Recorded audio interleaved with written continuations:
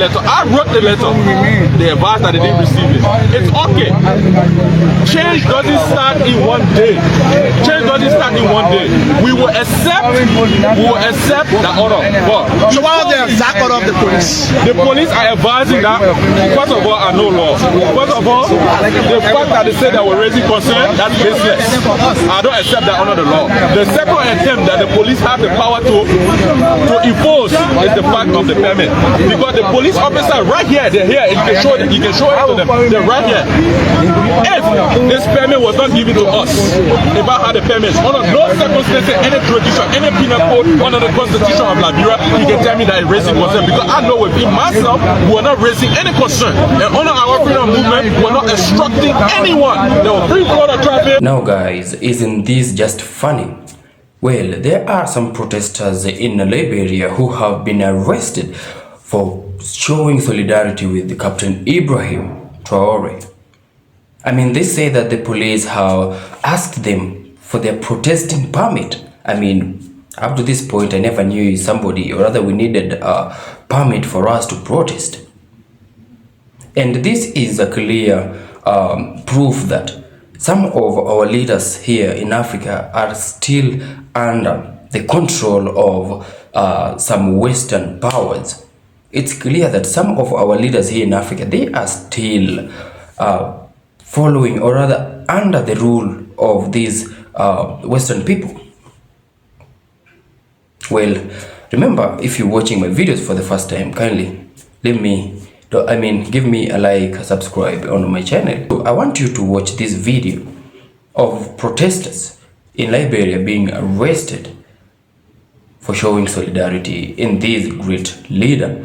But also remember, if it's for the first time you're coming across my video, don't leave without giving me a subscribe, a like, and a comment. Like my channel if you want to be updated on everything that's happening in Africa, in the Caribbean, and mostly in Burkina Faso. So watch this video and then I'll be back with a few comments. So Liberian government, let me say this very respectfully, shame on you. So I was watching a live section where some civilians in Liberia were protesting in solidarity of Ibrahim Traoré, Sahel State, and Burkina Faso, where the police officer came, you can see on the picture, and tell them to stop or else they will be arrested. And mind you, it was very peaceful protests. A Pan-African revolution is erupting, and at the heart of this upheaval is Burkina Faso's revolutionary leader, Captain Ibrahim Traoré, a 37-year-old military captain who has become the embodiment of African resistance, dignity, and self-determination. On Wednesday, April 30th, 2025, thousands of Africans, from Burkina Faso to Ghana, Liberia to beyond, poured into the streets, their voices united under the defiant cry of "Hands off the AES" and "Long live Captain Traoré." These protests, sparked by a foiled coup attempt allegedly orchestrated from Ivory Coast and inflammatory remarks by US AFRICOM Commander General Michael Langley, have not only rallied Burkinabe but ignited a Pan-Africanist fervor that has left African leaders trembling, embarrassed, and exposed. For the first time in modern history, citizens of one African nation are taking to the streets to defend the leader of another, while their own presidents languish in the shadows of public disdain. This is no ordinary moment. It's a revolution of consciousness, and Traoré is its torchbearer. In Ouagadougou, Burkina Faso's capital, the Place de la Révolution was transformed into a sea of defiance as thousands rallied in support of Captain Traoré and his military junta. The demonstrations were a direct response to a major plot uncovered on April 21, 2025, which Burkina Faso's military authorities claimed was orchestrated from neighbouring Ivory Coast to overthrow Traoré and sow total chaos. Adding fuel to the fire, General Michael Langley's April 3rd testimony before the US Senate, where he accused Traoré of misusing Burkina Faso's gold reserves for personal gain, was perceived as a blatant imperialist attack. Protesters in Ouagadougou waved Burkina Faso and Russian flags, a nod to Traoré's pivot toward non-Western alliances, and brandished banners denouncing Langley, some scrawling slave across his image in bold red ink. "Long live Captain Traoré," they chanted, their voices echoing a resolute rejection of foreign interference. But what makes this moment historic is its continental and global reach.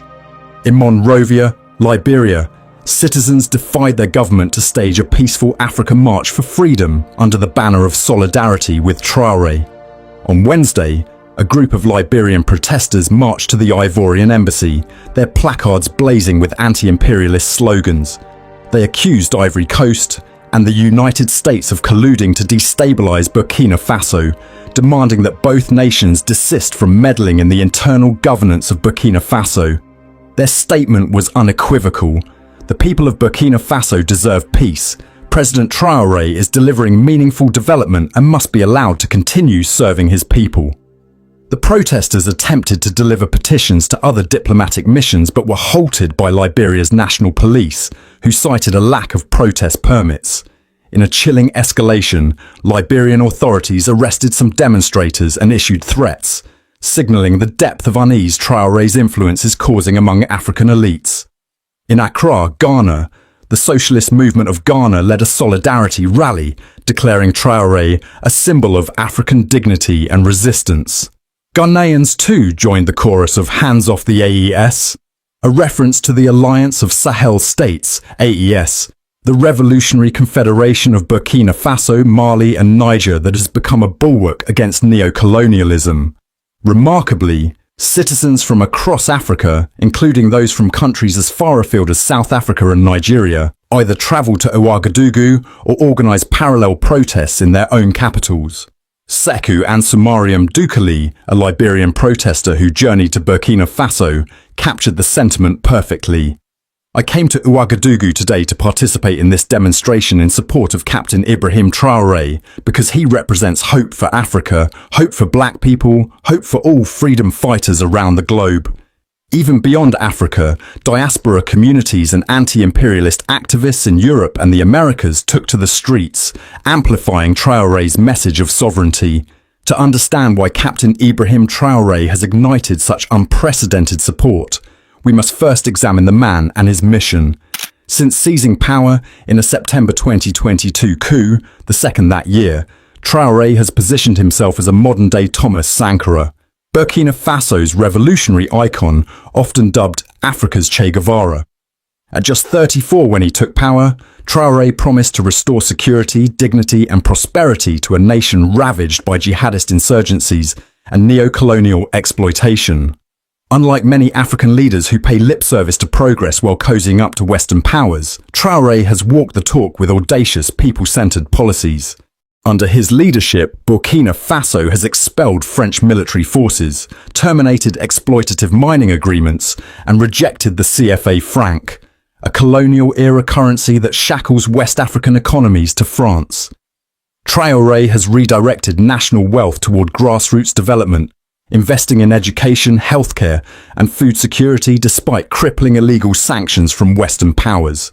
His nationalization of Burkina Faso's gold reserves, a move that enraged General Langley, ensures that the country's resources benefit its people, not foreign corporations.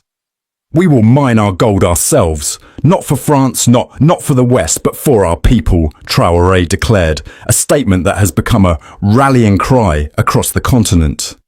Traoré's defiance of imperialism is matched by his commitment to regional unity.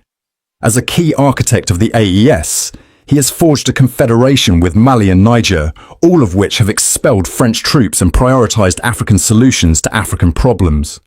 This alliance, formalized on July 6, 2024, represents a radical departure from the Western-dominated economic community of West African states, ECOWAS, which Traoré has accused of serving imperialist interests. His vision of a new Africa, free from imperialism and neo-colonialism, resonates deeply with a generation of Africans disillusioned by leaders who prioritize foreign approval over domestic progress. But it's not just policy that endears Traoré to the masses. It's his authenticity. A shy schoolboy turned counter-terrorism captain, Traoré is a man of the people, often seen in military fatigues rather than the opulent suits favoured by Africa's political elite. His speeches are direct, unfiltered, and laced with the truths that pierce the veil of neo-colonial deceit. This continent has suffered and continues to suffer from the fire of the imperialists. he declared at the AES summit in Niamey, Niger on July 6, 2024. Such words are not mere rhetoric, they are a call to action, galvanizing Africans to reclaim their destiny.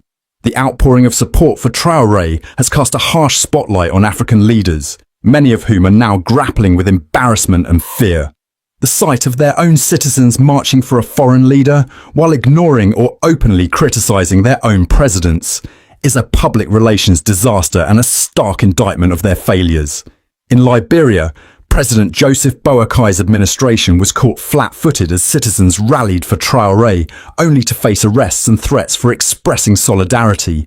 The heavy-handed response betrays a deeper anxiety. If Liberians are willing to risk their freedom for a Burkinabe leader, what does that say about their faith in Boakai's government? In Ivory Coast, President Alassane Ouattara faces accusations of being a dedicated US-EU NATO collaborator, with protesters in Monrovia and Ouagadougou alleging that his government is a staging ground for plots against Traoré. These claims, echoed by Burkina Faso's military authorities, have intensified tensions between the two nations, with Traoré himself accusing Ivory Coast of harbouring destabilisers. The protests outside the Ivorian embassy in Monrovia were a humiliating blow to Ouattara, exposing his vulnerability to public dissent and undermining his regional influence. Across the continent, leaders like Nigeria's Bola Tinubu and Kenya's William Ruto are watching with trepidation. Their citizens' participation in pro-Traoré protests signals a growing rejection of the status quo. Governments that rely on IMF loans, Western military bases, and extractive industries to prop up their regimes. As one Ghanaian protester put it, our leaders borrow billions from the West, but what do we see? Inflation, unemployment, and excuses. Traoré is building schools and hospitals with Burkina Faso's gold. Why can't our president do the same?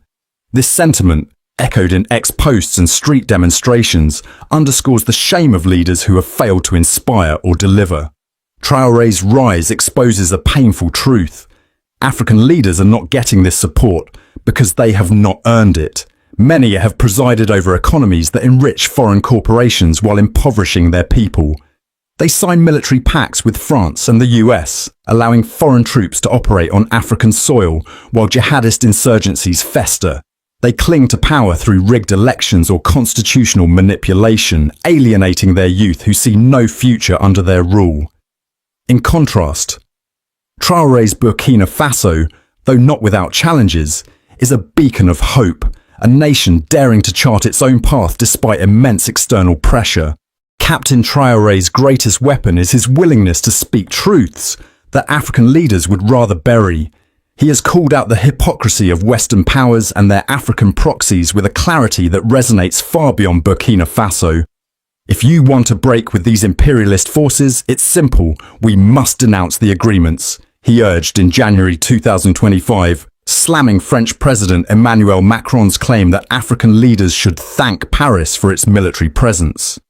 Traoré's retort that Macron was insulting all Africans electrified the continent, exposing the condescension of former colonial powers and the complicity of African leaders who uphold such arrangements. Traoré has also challenged the narrative of African dependency, rejecting the idea that the continent needs Western aid or intervention to thrive. We have proof. Tracks have been laid. Soldiers are equipped, he said in July 2024, accusing France, Benin and Ivory Coast of orchestrating destabilization efforts against Burkina Faso. By naming names and presenting evidence, Traoré has forced African leaders to confront their role in perpetuating neo-colonial networks. His accusations against Ivory Coast in particular have strained diplomatic ties but emboldened activists who see Ouattara as a pawn of Western interests. Perhaps most damning is Traoré's critique of African leaders' failure to unite. At the AES summit, he spoke of a continent suffering from the fire of the imperialists and called for a confederation that prioritizes African sovereignty over Western appeasement. This vision directly challenges ECOWAS, which many view as a tool of French and American influence.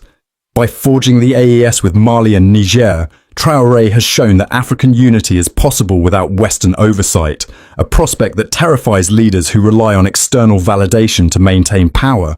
The protests supporting Traoré have instilled fear in African leaders for several reasons. First, they highlight a growing Pan-Africanist consciousness that transcends national borders.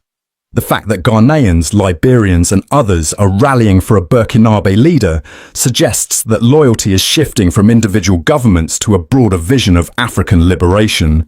This is a nightmare scenario for presidents who depend on nationalist rhetoric or ethnic divisions to maintain control. Second, Traoré's popularity exposes the fragility of their own legitimacy. When Liberians risk arrest to protest outside the Ivorian embassy, or when Ghanaians chant Traoré's name while ignoring Akufo-Addo, it sends a clear message. The social contract between African leaders and their people is broken. The arrests in Liberia, in particular, reveal a desperate attempt to suppress this awakening, but such measures only fuel public resentment. As one ex-post warned, the CIA warns that leaders like Captain Ibrahim Traoré could influence African leaders and Africa may become a superpower in under 15 years. This fear of a Traoré-inspired domino effect is palpable among elites. Third, Traoré's defiance of Western powers raises the stakes for African leaders who collaborate with them. His expulsion of French troops and rejection of the CFA franc have inspired calls for similar actions in countries like Senegal, Côte d'Ivoire and Cameroon. Leaders who host Western military bases or sign IMF deals now face increasing scrutiny from their citizens, who see Traoré as proof that another path is possible. The protests, with their anti-imperialist slogans and Russian flags, signal a rejection of the West's grip on Africa, a trend that threatens the political survival of pro-Western regimes. The support for Traoré extends beyond Africa, amplifying his influence and the embarrassment of African leaders. In the African diaspora, particularly in the United States and Europe, activists have organized solidarity rallies, drawing parallels between Traoré's struggle and global fights against imperialism. Social media platforms like X are ablaze with posts hailing Traoré as a revolutionary hero. One user declared, "Everyone with a black skin on earth must stand with Captain Ibrahim Traoré of Burkina Faso," reflecting the global resonance of his message. This international dimension underscores why Traoré's leadership is so threatening. Unlike African leaders who caught Western approval at Davos or the UN, Traoré speaks to the grassroots, youth, workers and the disenfranchised. His alignment with Russia and China, while controversial, is seen as a strategic move to counter Western dominance, not a blind embrace of new masters. "Either we agree to fight for our country or we remain slaves forever," Traoré declared in response to US threats, a statement that has gone viral among activists worldwide. As the dust settles from the April 30th protests, one thing is clear. Captain Ibrahim Traoré has changed the game. His leadership has not only galvanized Burkina Faso, but sparked a Pan-Africanist renaissance that is forcing African leaders to confront their own inadequacies. The fear and shame they feel are not just personal, they reflect a deeper crisis of legitimacy in a continent yearning for true independence. For the people, Traoré represents hope, a leader who dares to dream of an Africa free from the shackles of imperialism, where resources serve the many, not the few. For African leaders, he is a mirror reflecting their failures, a reminder that power without purpose is fleeting. As one Burkinabe protester, Haroun Sawadogo, warned, if they want to eliminate Captain Traoré, they should eliminate the people first. This is the heart of Traoré's revolution, a movement rooted in the will of the people, unstoppable by arrests, threats or coups. The protests of April 30th, 2025 are a wake-up call for Africa. They signal a new era where citizens are no longer content with leaders who bow to foreign powers or prioritize personal gain over public welfare. Traoré's truths about imperialism, unity and self-reliance are reshaping the continent's political landscape, exposing the cowardice of those who cling to the old order. As Africans from Liberia to Ghana, from Ouagadougou to the diaspora, rally behind this young captain, they are not just supporting a man, They are reclaiming their future, and for African leaders watching from their palaces, the message is clear: adapt or be left behind. As I conclude, brothers and sisters of this great continent, please allow me say this. The thunderous protests of April 30th, 2025 have etched Captain Ibrahim Traoré'S name into the annals of African history, not as a mere leader, but as a catalyst for a continent-wide awakening. From the vibrant streets of Ouagadougou to the defiant marches in Monrovia and Accra, Africans have spoken with one voice, rallying behind a young Burkinabe captain who embodies their aspirations for dignity, sovereignty, and self-determination. This unprecedented show of solidarity, spanning borders and oceans, has laid bare a stark reality. The old guard of African leadership is teetering on the edge of obsolescence. To survive and thrive, African leaders must shed their egos, embrace Traoré's revolutionary blueprint, and align with the will of their people. The alternative is a future where they are sidelined by a generation that refuses to accept mediocrity. Traoré's meteoric rise offers a masterclass in leadership rooted in courage, authenticity, and service. His bold moves, expelling foreign troops, nationalizing resources, and forging the alliance of Sahel states, demonstrate that African nations can chart their own destinies without bowing to external pressures. His unapologetic rhetoric, calling out neo-colonialism and its enablers, has struck a chord with a populace weary of leaders who prioritize foreign alliances over domestic progress. The sight of Liberians risking arrest to defend Burkina Faso's sovereignty, or Ghanaians chanting for a foreign leader, is a clarion call. Africans crave leaders who act decisively, speak truthfully, and deliver tangible results. Traoré's Burkina Faso, with its focus on education, healthcare, and food security despite Western sanctions, is proof that such leadership is not a pipe dream, but a viable path forward. African leaders must recognize that the protests are not just about Traoré, they signal a tectonic shift in public consciousness. The youth, who form the majority of Africa's population, are no longer content with empty promises or recycled colonial frameworks like ECOWAS. They demand leaders who reject exploitative agreements, invest in local economies, and foster continental unity. Traoré's AES, a confederation built on mutual respect and shared goals, is a model that leaders must study and adapt. By contrast, those who cling to Western patronage or suppress dissent, as seen in Liberia's arrests, risk alienating their citizens and fueling unrest. The embarrassment of seeing their people march for a foreign leader should be a wake-up call to prioritize accountability over arrogance. To learn from Traoré, leaders must first humble themselves, acknowledging their shortcomings and engaging with their citizens' aspirations. They must dismantle systems that perpetuate dependency, redirect national wealth to the masses, and champion African solutions to African challenges. This requires courage to defy imperialist pressures and wisdom to build inclusive, transparent governance. The alternative, doubling down on ego-driven politics, will only deepen the chasm between rulers and the ruled, paving the way for more protests, uprisings, or even coups. The dawn of a new Africa is here, illuminated by Traoré's vision and the people's resolve. Leaders who embrace this moment, learning from his example, can steer their nations toward prosperity and pride. Those who refuse, blinded by pride, will find themselves relics of a fading era, overtaken by a continent ready to rise as one. So guys, once again, welcome back to my YouTube channel, and this has been one of another sad videos I've just watched, because this is just a proof enough that some of our leaders, they're still under the control of some external powers.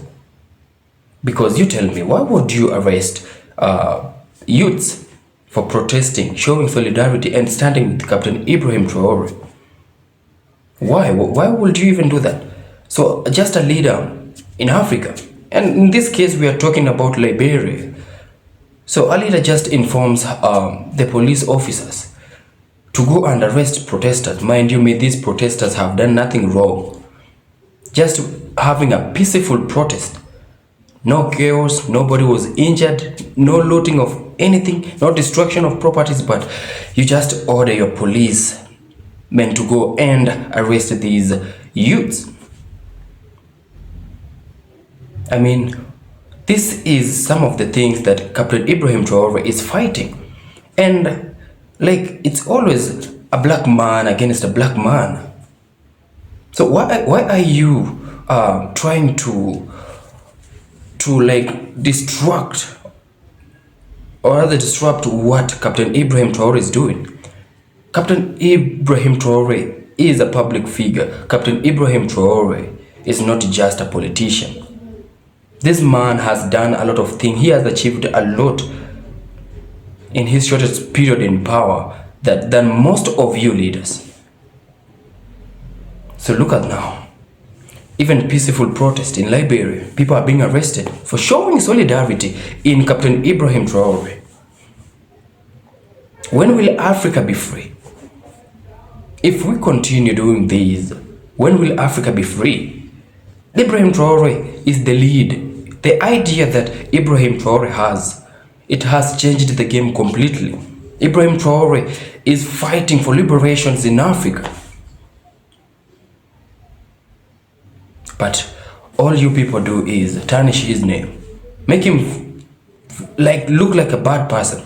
Everybody knows Ibrahim Traoré is a great leader, a bold leader.